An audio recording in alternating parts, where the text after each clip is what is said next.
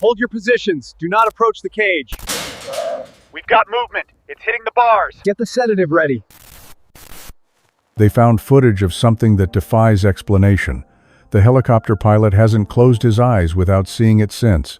The two trackers who were with him can barely speak about it without their voices cracking. This isn't a legend passed down through generations. This happened 3 weeks ago in Washington state, and the evidence is still locked away in a government file that officially doesn't exist. The whole thing started on a Thursday morning when a 27-year-old experienced hiker failed to return from what was supposed to be a routine solo trek in the North Cascades National Park. His brother had dropped him off at the Cascade Pass trailhead on Tuesday afternoon, and he was supposed to check in via satellite phone Wednesday evening when he reached the Stehekin Valley checkpoint.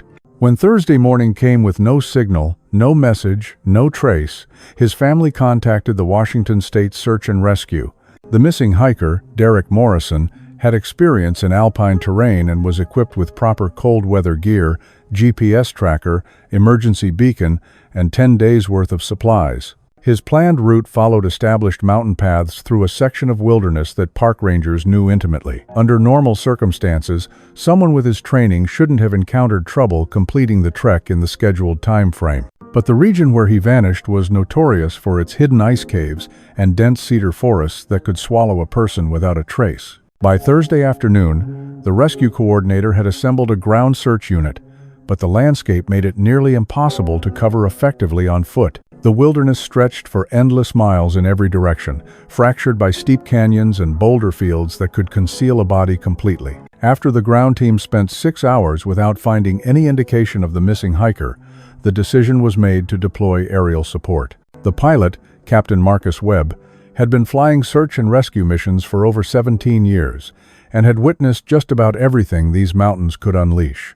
He'd extracted injured climbers from avalanche zones, spotted lost trekkers in whiteout conditions, and recovered hikers who had strayed miles off course. But nothing in his decorated career had prepared him for what he was about to encounter. 2 experienced wilderness trackers had volunteered to assist the search, both local men who knew these mountains better than the survey maps. Cole Harrison and Jake Mitchell had grown up tracking wildlife and mapping predator territories in these peaks, and could interpret signs in the wilderness that others would overlook entirely. Captain Webb appreciated having them aboard because their understanding of animal movement patterns and terrain reading often proved critical in locating missing persons. The helicopter lifted off just past noon on Thursday, initiating a systematic grid pattern over the area where Derek was last confirmed to be.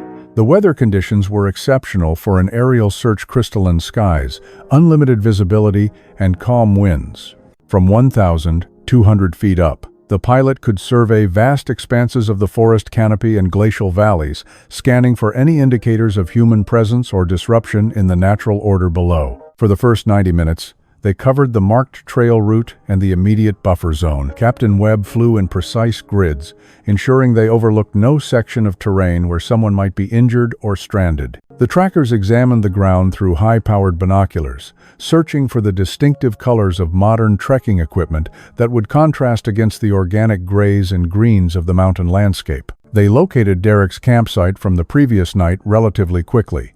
It was positioned in a protected clearing beside a glacial stream, exactly where his filed itinerary indicated it would be. From above, everything appeared undisturbed: a properly erected tent, equipment arranged systematically, and no visible signs of emergency.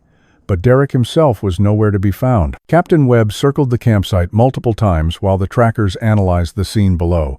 There was no evidence of what direction Derek might have traveled after departing camp that morning. The thick tree coverage made it impossible to detect any paths or boot prints from the helicopter, and the surrounding wilderness looked pristine from their altitude. Expanding beyond the campsite, they began sweeping in widening circles, concentrating on locations where someone might have deviated from the primary trail. The trackers guided Captain Webb toward water sources and prominent geographical features that might have drawn Derek's attention. They inspected canyons where someone could have tumbled, meadows where an injured person might have attempted to create signal markers, and ridgelines that provided strategic vantage points. 2.5 hours into the search, they were flying over an exceptionally isolated section of forest when Cole spotted something moving below. Initially, it resembled a large black bear navigating through the evergreens. Bears were documented in this region, and observing one wouldn't have registered as unusual, but something about its locomotion captured Cole's focus, and he requested Captain Webb circle back for closer examination. As they completed their second pass, descending lower this time, all three men in the helicopter witnessed something that contradicted logic. The creature moving through the forest below was definitely not a bear. It was walking vertically on two legs, advancing with deliberate strides through the heavy undergrowth. Even from several hundred feet elevation, they could determine that it was enormous, easily 8 or 9 feet tall, with a massively constructed frame covered in dark reddish-brown fur. But what froze their blood was what the creature was carrying. Draped over its right shoulder was what unmistakably appeared to be a human body. The figure was motionless and limp, dressed in what resembled trekking clothes with a backpack still secured. Even from their altitude, the trackers could distinguish the bright orange color of a jacket that matched the description of what Derek had been wearing. Captain Webb's immediate instinct was to transmit their coordinates to the ground units, but the trackers urged him to track the creature to identify where it was headed. They needed to determine if Derek was still breathing and what this entity intended to do with him. The creature was advancing with remarkable speed through terrain that would have been virtually impassable for a human to cross, moving toward a series of granite canyon walls on the distant side of the forest. For the next 25 minutes, they pursued the creature from above as it navigated through the wilderness. Captain Webb had to maneuver carefully to avoid detection while maintaining close enough proximity to sustain visual contact through the dense canopy. Multiple times they nearly lost sight of it as it traveled through particularly concentrated sections of forest. But the tracker's expertise helped them anticipate its probable trajectory and reacquire visual contact. The creature seemed to possess exact knowledge of where it was going, following what appeared to be a well-established route through the forest. It moved with confidence across streams, over fallen timber, and through areas of thick brush that would have halted most people entirely. The manner in which it carried the body suggested incredible physical power. It displayed no indicators of exhaustion or difficulty despite the weight of a fully grown man and the challenging landscape. As they followed, the trackers began observing other disturbing details through their binoculars. The forest floor along the creature's path showed evidence of regular traffic, broken branches at unusual heights, compressed earth in areas that should have been undisturbed, and what appeared to be crude trail markers constructed from arranged stones and branches. This entity had been using this route consistently. The creature eventually reached its destination at the base of a precipitous canyon wall. From above, they could observe it disappear into what appeared to be a cave system carved into the granite face. The entrance was partially obscured by overhanging vegetation, rendering it nearly invisible from ground level. But from their aerial vantage point, they could see that the cave opening was substantially larger than it initially appeared, easily spacious enough to accommodate the massive creature. Captain Webb circled the location several times, attempting to gain a better understanding of the topography and the cave network. The canyon walls were steep and rocky with minimal vegetation, except for some resilient shrubs and scattered pines growing in fissures between the stone. There were no established trails approaching this area, and it would have been virtually impossible for ground search teams to access this location without specialized climbing equipment. After confirming the creature's location, Captain Webb confronted a critical decision. Standard operating procedure mandated that he should immediately radio their discoveries to the ground search coordinators and await reinforcement. But the trackers contended that time might be running out for Derek. If he was still alive, every minute could prove crucial. By the time ground teams accessed this remote location, it might be too late. The debate in the helicopter was heated but brief. Captain Webb was trained to prioritize safety protocols and adhere to established procedures. Attempting a rescue in an unknown situation with an unidentified creature violated every manual he'd ever studied. But the trackers pressed their argument they had experience with dangerous wildlife. They were armed, and most critically, they might be Derek's only possibility for survival. The trackers emphasized that they had no understanding of the creature's intentions. It might be preparing to kill and consume Derek, or it might have already done so. Every minute they spent deliberating could represent the difference between life and death for the missing man. They also argued that approaching the situation with a large ground force might provoke the creature and place Derek in even greater jeopardy. Locating a suitable landing zone near the canyon proved problematic. The terrain was rugged and heavily forested with very few clearings large enough to accommodate the helicopter. Captain Webb eventually identified a small meadow approximately half a mile from where they'd witnessed the creature enter the cave. It was barely adequate for a safe landing, surrounded by tall evergreens that would make the approach delicate, but it was the optimal option available. As Captain Webb began his descent toward the meadow, his hands trembled on the controls. In 17 years of search and rescue operations, he had never encountered anything remotely like this. Wild animals were unpredictable enough when cornered, but this creature was something else entirely. Its size and apparent intelligence made it potentially far more dangerous than any bear or mountain lion he'd dealt with before. The landing was rough but successful. The helicopter touched down in the center of the small clearing with barely 25 feet of clearance between the rotor blades and the surrounding trees. Captain Webb immediately began executing his post-landing procedures, but his mind was racing with doubts about what they were about to attempt. The trackers quickly assembled their equipment: rifles, ammunition, first aid supplies, rope, and radio equipment. They moved with the efficiency of men who had spent lifetimes in the wilderness. But there was a tension in their movements that hadn't been there during routine tracking expeditions. They were preparing for something none of them had ever confronted before. As they prepared to depart the helicopter, Captain Webb made it clear that he intended to remain with the aircraft. Standard procedure required the pilot to stay with the helicopter during ground operations, and he had no training for tracking dangerous wildlife through the forest. His responsibility was to maintain radio contact with base operations and be prepared for immediate evacuation if required. But the trackers had different ideas. They argued that they needed every advantage they could get for what they were about to face. This wasn't a normal search and rescue operation, and normal procedures didn't apply. The creature they'd observed was larger and potentially more dangerous than anything they'd encountered before, and they couldn't afford to divide their already small team. Captain Webb resisted initially, explaining that abandoning the helicopter unattended violated multiple safety protocols, but the trackers pressed their case with increasing urgency. They pointed out that the creature had demonstrated intelligence in its movements through the forest and its selection of shelter. They might need every advantage they could get to outthink and outmaneuver it. More importantly, they argued time was running out for Derek. The longer they debated, the less likely it became that they would find him alive. If the creature had taken him as prey, it might already be too late. But if there was any chance Derek was still breathing, they needed to act immediately. Captain Webb's fear was evident, but so was his sense of duty to the missing hiker.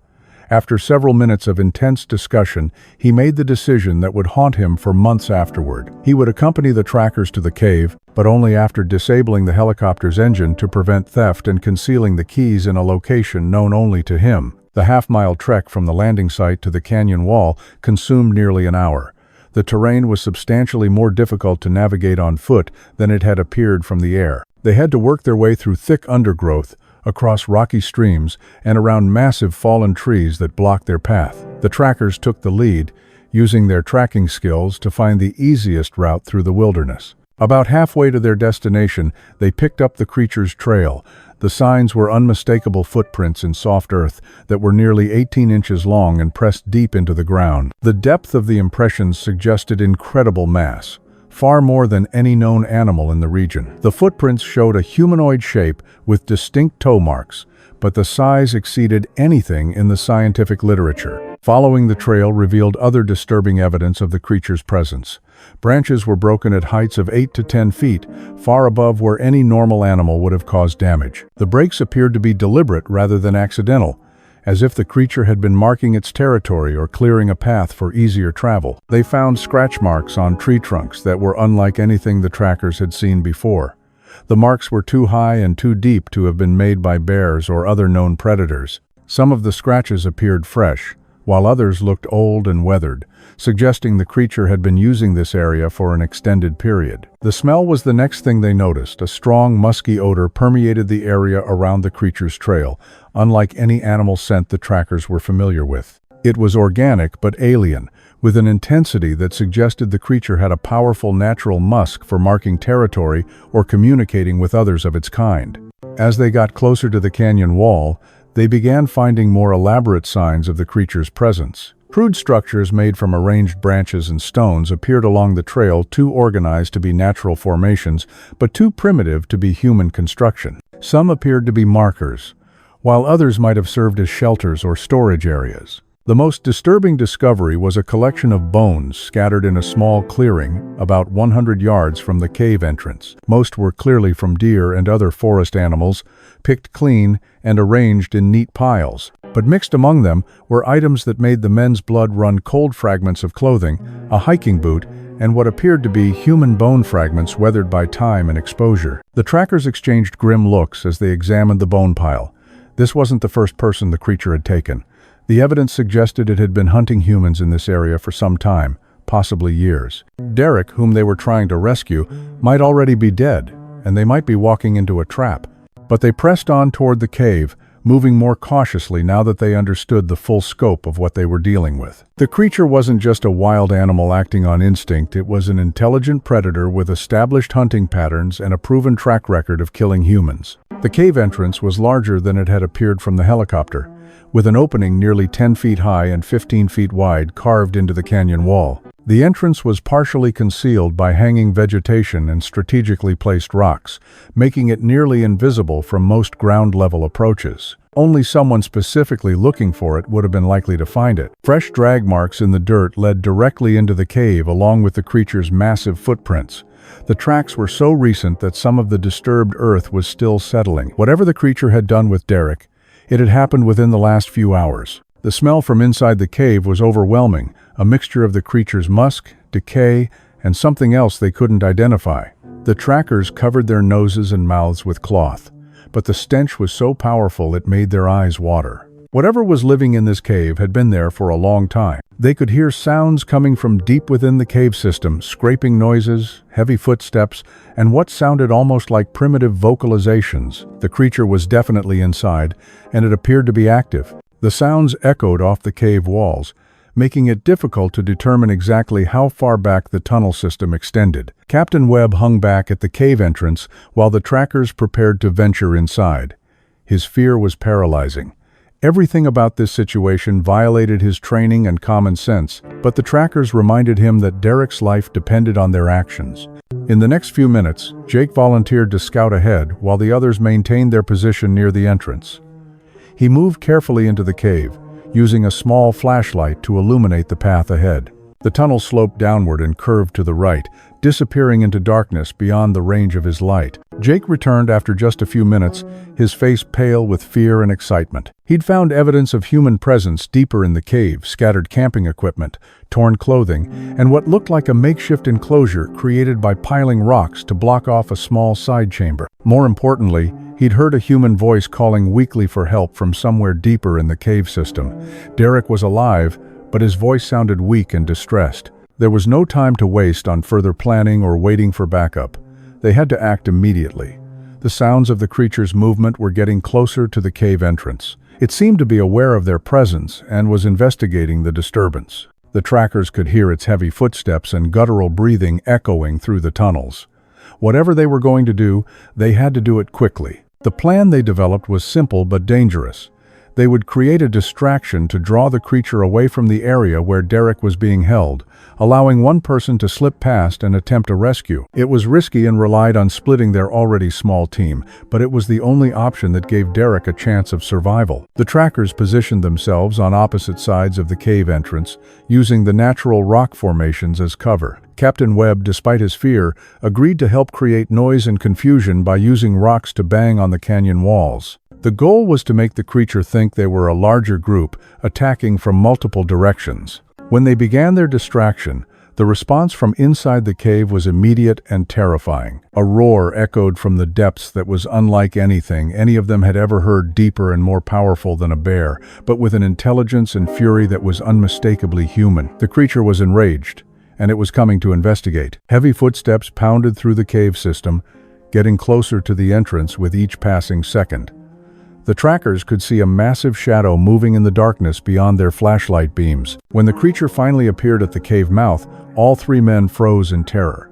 The creature was even larger than it had appeared from the helicopter. Standing upright, it was easily 9 feet tall with shoulders that were nearly 4 feet wide. Its entire body was covered in thick, dark reddish-brown fur, except for its face, hands, and feet, which showed leathery dark skin underneath. Its arms were disproportionately long, reaching nearly to its knees when it stood erect. But it was the creature's face that was most disturbing. While clearly not human, it showed an intelligence and awareness that was unmistakably humanoid. Its eyes were dark, amber, and calculating, studying the three men with what appeared to be tactical assessment rather than simple animal aggression. This entity was thinking, planning, and evaluating the threat they represented. The creature didn't charge immediately as they had expected. Instead, it positioned itself defensively at the cave entrance, blocking their access while studying their positions and weapons. It made low, rumbling vocalizations that sounded almost like attempts at communication, though in no language any of them recognized. What struck all three men was how methodically the creature assessed the situation. Its dark, amber eyes moved from one tracker to the other, taking note of their weapons, their positioning, and their body language. When Cole shifted his rifle slightly, the creature's attention immediately focused on the movement. This wasn't the behavior of a mindless beast, it was evaluating threats and planning its response. The creature's posture was defensive rather than aggressive. It stood with its massive arms partially extended, creating a barrier between the men and the cave entrance. But it didn't advance or make threatening gestures. Its breathing was controlled and steady, not the rapid panting of an animal in panic or rage. Everything about its demeanor suggested intelligence and restraint. The standoff continued for several tense minutes that felt like hours. The trackers kept their rifles trained on the creature, but hesitated to fire. Despite its obvious physical threat, there was something about its behavior that suggested it might be capable of reasoning. It wasn't attacking blindly, but seemed to be trying to understand their intentions and communicate its own.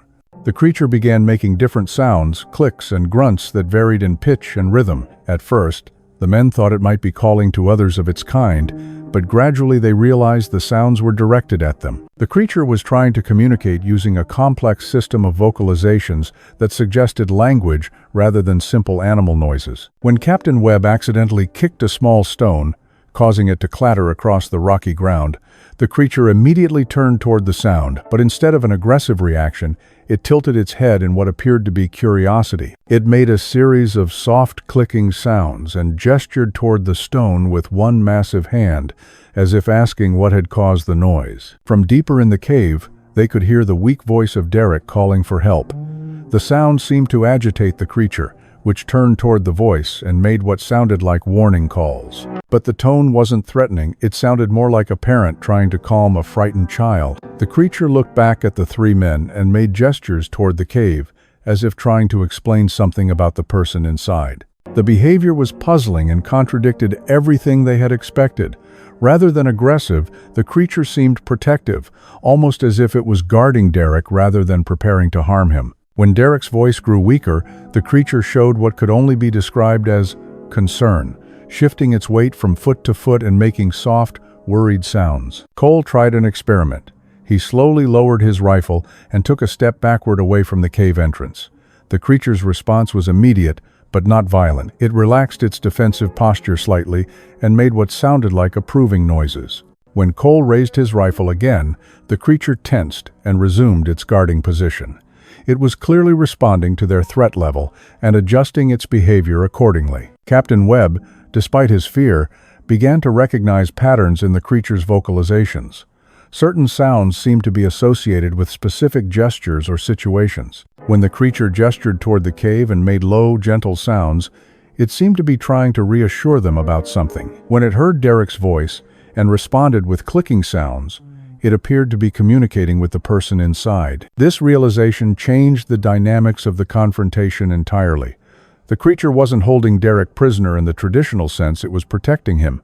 But from what, and why wouldn't it allow them to help? The answers to these questions would have to wait because time was running out for the injured man inside the cave. During a brief lull in the standoff, when the creature turned slightly to respond to another call from Derek, Jake managed to slip around the side of the cave entrance. He moved with the stealth that came from decades of tracking experience, using the natural rock formations and shadows to conceal his movement. The creature's attention was focused on his companions, and it didn't notice the flanking maneuver. Moving carefully through the shadows, Jake worked his way into the cave system using a route the creature couldn't see from its position. The entrance he found was narrow and partially concealed, probably a secondary opening that the creature used for ventilation or as an escape route. It required him to squeeze through a gap between two large rocks, but it provided access to the cave system without alerting the guardian at the main entrance.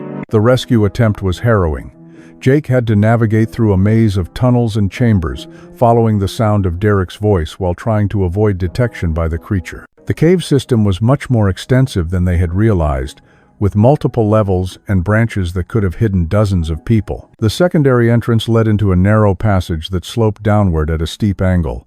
Jake had to use his flashlight sparingly to avoid creating light that might alert the creature to his presence. The walls were smooth rock, worn by years of water flow, and the floor was covered with a layer of soft earth that muffled his footsteps. As he moved deeper into the cave system, he began to understand the sophistication of the creature's domain.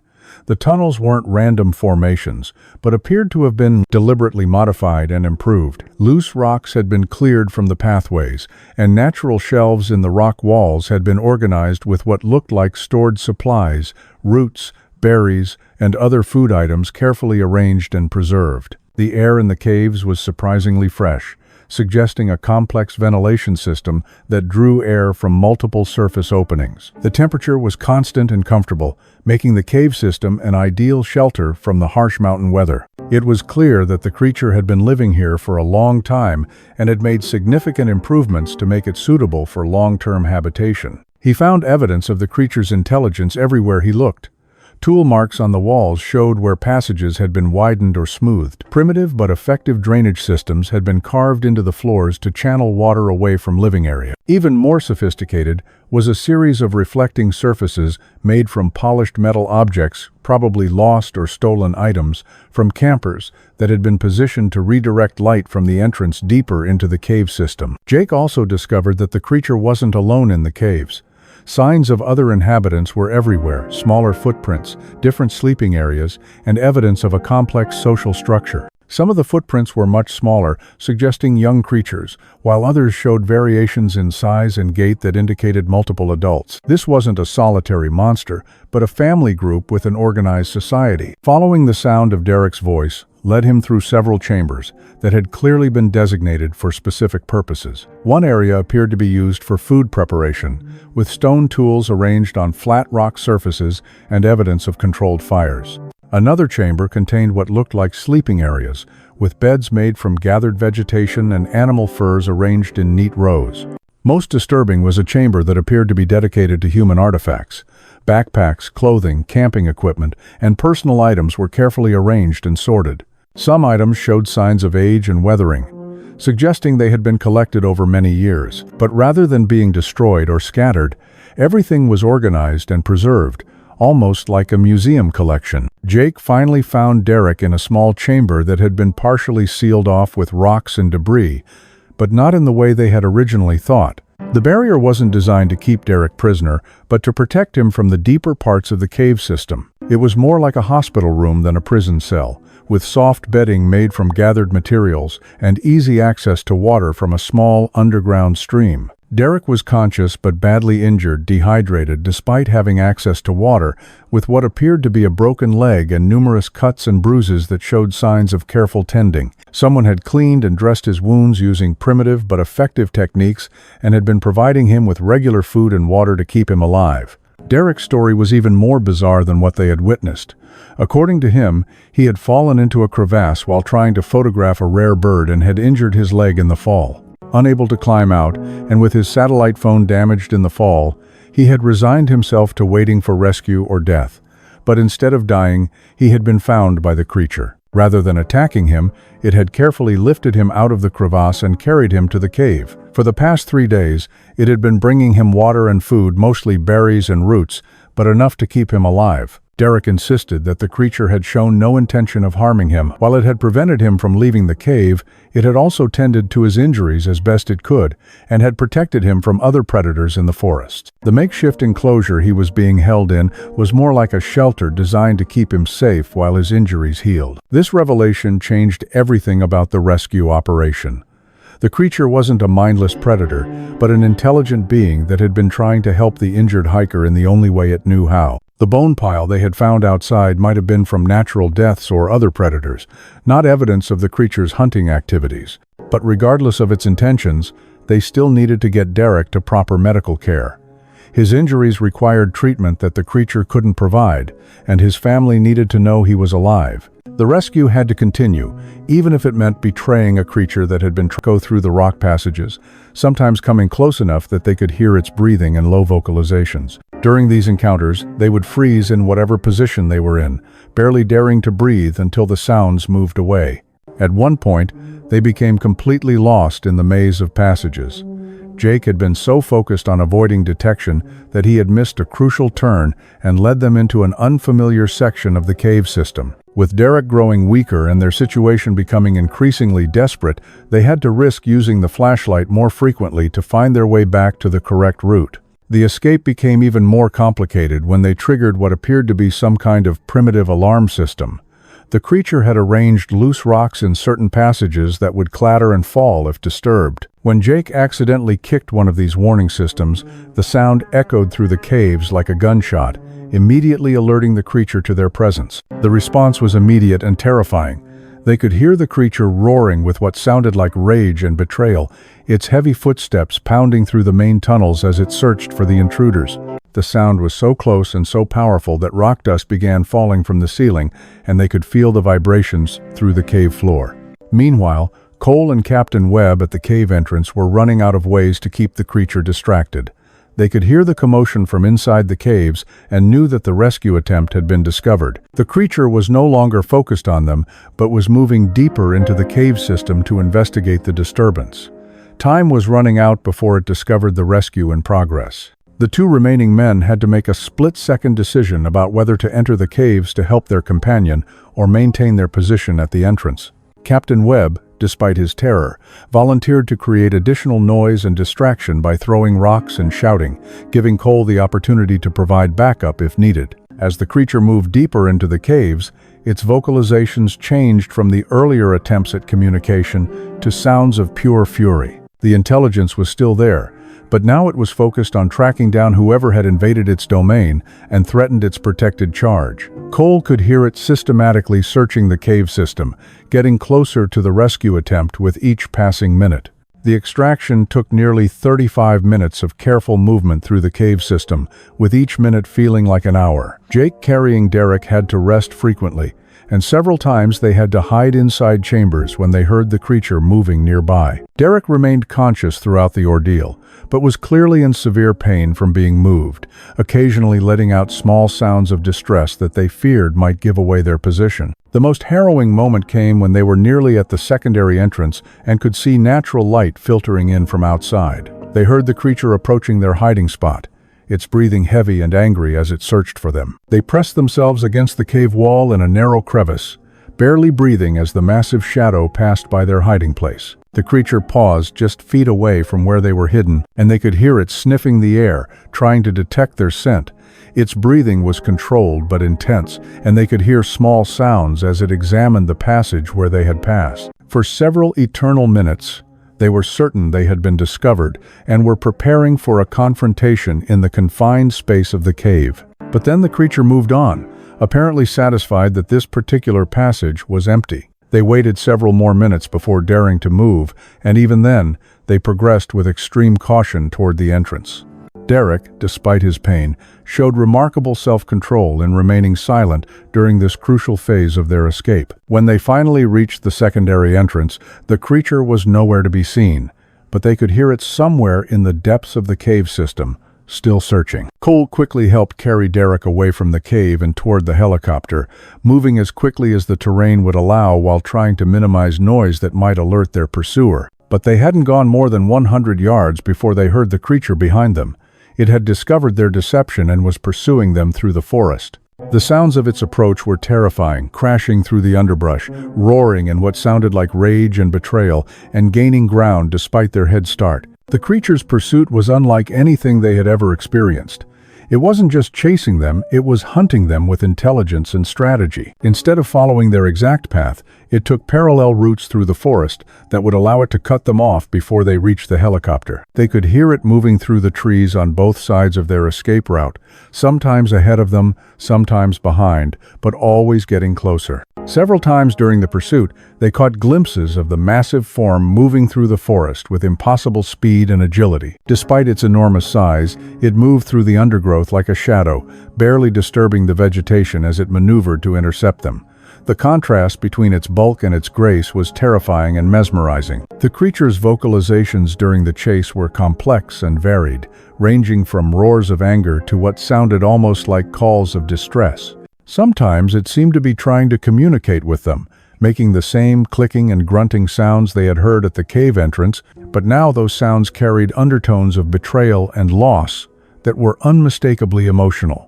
The race back to the helicopter was the longest half-mile any of them had ever experienced. Carrying an injured man through difficult terrain while being pursued by an enraged creature pushed all of them beyond their physical limits. Captain Webb, despite his fear, proved invaluable in helping to clear obstacles and navigate the route back to their landing site, using his knowledge of the terrain from their earlier aerial survey. They could hear the creature getting closer with each passing minute. It was faster in the forest than they were, unencumbered by an injured person, and far more familiar with the terrain. Its pursuit was relentless, but also seemed calculated. It appeared to be herding them toward the helicopter rather than trying to stop them entirely, as if it wanted them to leave its territory with their rescued companion. The final sprint across the meadow to the helicopter was pure terror mixed with desperate hope. The creature emerged from the tree line just as they reached the aircraft, roaring its fury at their escape. But rather than attacking, it stopped at the edge of the clearing and watched as they loaded Derek into the helicopter. In those final moments before takeoff, all of them got their clearest look at the creature.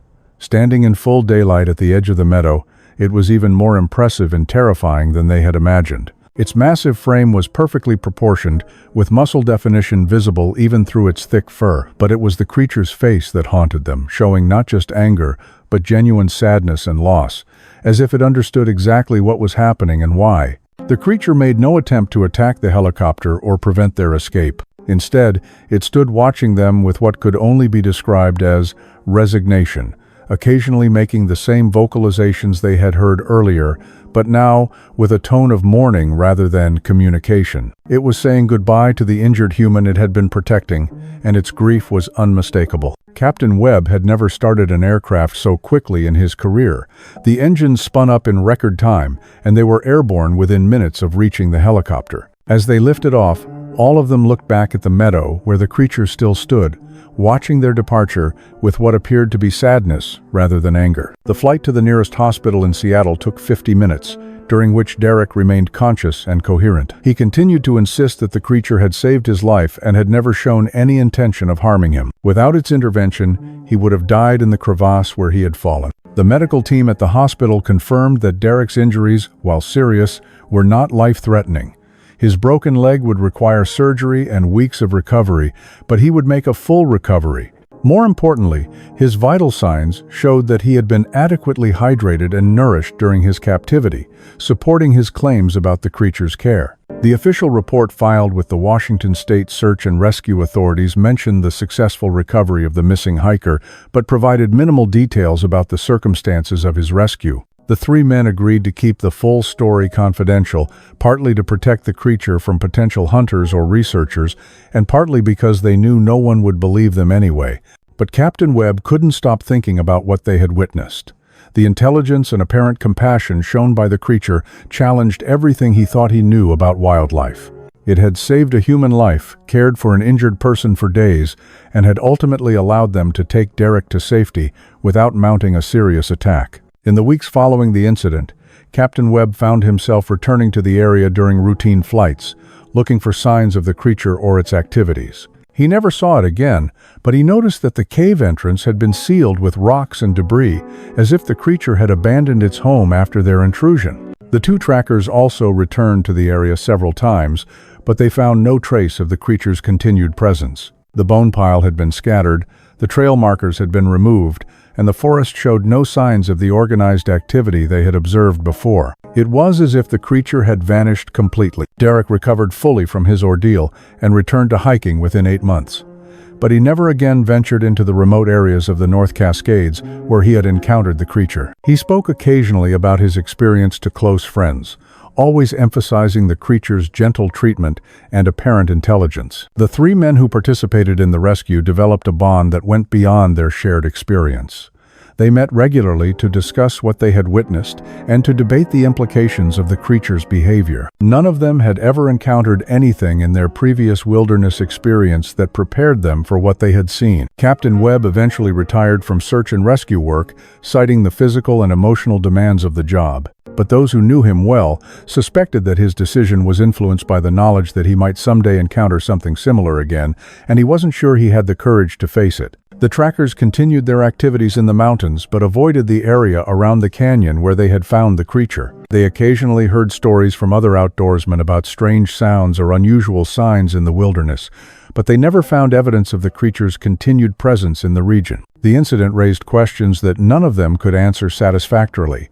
Was the creature unique, or were there others like it living in remote areas of the mountains? Had it learned its behavior toward humans through previous contact, or was compassion a natural part of its character? Most importantly, had they done the right thing by taking Derek away from a creature that was trying to help him? Derek's recovery was complete, and he was grateful to be reunited with his family. But he often wondered about the fate of the creature that had saved his life. He hoped it had found a new home somewhere safe from human interference, where its intelligence and apparent kindness wouldn't be seen as a threat. Captain Webb kept the footage he had captured during the initial search, but he never shared it with anyone outside the small group involved in the rescue. The images were clear enough to prove the creature's existence, but were too precious and potentially dangerous to release to the general public. Years later, all three men continued to be affected by their experience. They had witnessed something that challenged their understanding of the natural world and forced them to reconsider assumptions about intelligence, compassion, and the relationship between humans and wildlife. The mountains where the incident occurred remain wild and largely unexplored.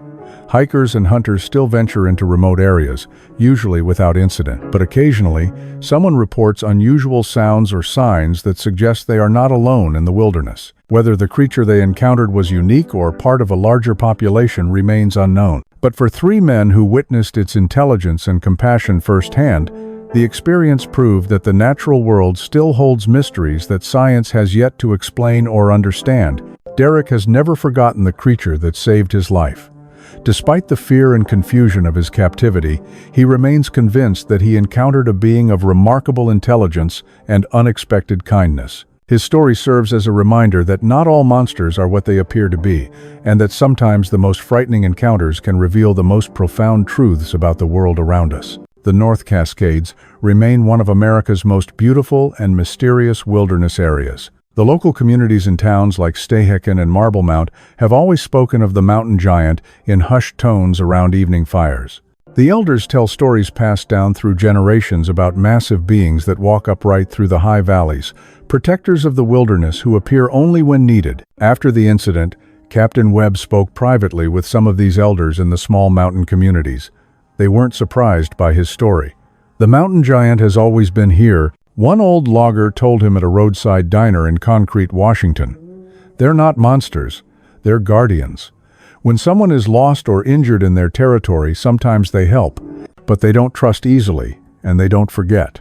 The government officials who debriefed the rescue team were more interested in containing the story than understanding it. There were discussions about sending research teams, about studying the area, about capturing specimens, but the local authorities pushed back, citing the wilderness protection laws and the potential for conflict with environmental groups. In the end, a quiet agreement was reached. The area would be monitored but not invaded. The creature, if it still existed in the region, would be left alone. The footage Captain Webb had captured was classified, and the three men were asked politely but firmly to keep their story to themselves. But secrets have a way of spreading, especially in tight-knit mountain communities where everyone knows everyone. Stories began circulating among guides and park rangers, among rescue workers and wilderness outfitters. Most dismissed them as folklore, but those who worked regularly in the backcountry began to notice things: strange tracks in the snow that appeared and disappeared, supplies left for injured hikers in places no human could have reached, sounds in the night that didn't match any known animal. Captain Webb sometimes wondered if the creature had family waiting for it when it returned to its sealed cave, or if it had moved on to establish a new territory somewhere deeper in the wilderness. He wondered if there were others like it in the vast, unexplored regions of the Cascade Range and Olympic Mountains, living their lives in secret, occasionally intersecting with human lives in ways that got explained away or covered up. The trackers, Cole and Jake, developed their own theories. They believed the creatures were an ancient species, possibly pre-human, that had learned to survive by avoiding contact with modern humans. The intelligence they had witnessed, the tool use, the social structure, it all pointed to something that had been evolving alongside humanity for thousands of years, staying hidden in the most remote and inaccessible regions of the continent. Derek's perspective was different. Having been cared for by the creature, having looked into its eyes and seen something that looked back with understanding, he believed they were dealing with something that possessed not just intelligence, but consciousness, self-awareness, perhaps even a moral sense that drove it to help an injured stranger rather than harm him. "I think about it sometimes," Derek told Captain Webb during one of their occasional reunions at a coffee shop in Seattle. "That moment when it could have killed me easily. I was helpless, injured, no way to defend myself. But instead, it carried me to safety. It brought me food and water. It protected me from the cold and from other predators. Why would it do that unless it understood the value of life? Unless it had empathy?" Captain Webb had no answer. He'd spent his entire career believing he understood the natural world, believing that animals acted on instinct and conditioning, that human beings were unique in their capacity for complex thought and moral reasoning. But what they had encountered in those mountains challenged all of that. The incident changed them all in different ways. Captain Webb became more cautious, more aware of the mysteries that still existed in the world. The trackers became more respectful of the old stories, the traditional knowledge that scientists often dismissed as superstition. And Derek became an advocate for wilderness preservation, arguing that there were still secrets in the world's remote places that deserved protection rather than exploitation. 3 years have passed since that day in the North Cascades. The helicopter footage remains classified in a government archive somewhere in Washington, D.C. The official report mentions only a successful rescue of a lost hiker. The creature, if it still lives in those mountains, has left no trace that anyone has been able to find. But on clear nights, when the stars shine bright over the Cascade Peaks, local guides sometimes point to the highest ridges and tell stories about the mountain giant. They speak of massive footprints found in remote snowfields, of shapes seen moving through the forests at dawn, of sounds that echo through the valleys on cold winter nights. And 3 men who know the truth sit in their homes scattered across Washington state, separated by distance but connected by memory, and wonder about the creature they encountered. They wonder if it found peace in some other valley. They wonder if there are others like it, living their secret lives in the Pacific Northwest's last wild places. They wonder if humanity will ever be ready to accept the existence of something that challenges everything we think we know about our place in the natural world. Most of all, they wonder if they made the right choice that day. They saved a human life, which was their duty and their training. But in doing so, they may have driven a remarkable being from its home, broken a trust that took generations to build, and destroyed evidence of something that science desperately needs to understand. Captain Marcus Webb sometimes flies over the North Cascades during his routine patrols. He came out of retirement briefly to help with fire spotting missions. He always makes a point to pass over that canyon, that sealed cave entrance, that meadow where they made their desperate escape. He's never seen any sign of the creature's return. The forest below looks peaceful and empty, keeping its secrets buried beneath the canopy. But he knows better now. He knows that emptiness can be deceiving. He knows that the absence of evidence is not evidence of absence. And he knows that somewhere in those mountains, in the vast unexplored wilderness that still covers so much of the Pacific Northwest, mysteries endure. The mountain giant, the guardian of Mount Rainier, remains a mystery, a question without an answer, a reminder that for all our technology and knowledge, there are still things in this world that we don't understand, things that might be better left that way. The National Park Service has quietly increased patrols in the area, though they won't say why. There have been reports unconfirmed, always unconfirmed, of similar encounters in other parts of the Cascade Range, in the Olympic Peninsula, even as far north as the Canadian border. Each story gets filed away, each piece of evidence gets classified, and the official position remains unchanged. These creatures do not exist. But in the small towns that dot the mountain highways, Darrington, Concrete, Marble Mount, Skycomish people no different. They've always known. Their grandparents knew, their great-grandparents knew, the mountain giants have been here longer than the highways, longer than the towns, longer than anyone can remember. And they'll be here long after we're gone, walking their ancient paths through forests we'll never see, living their secret lives in the last wild places we haven't yet destroyed, watching us, avoiding use. And occasionally, when someone falls and breaks their leg in a remote crevasse far from any trail, helping us because that's what guardians do. For more stories that challenge everything you think you know about the wilderness around us, stories of encounters that can't be explained and mysteries that refuse to be solved, check this out.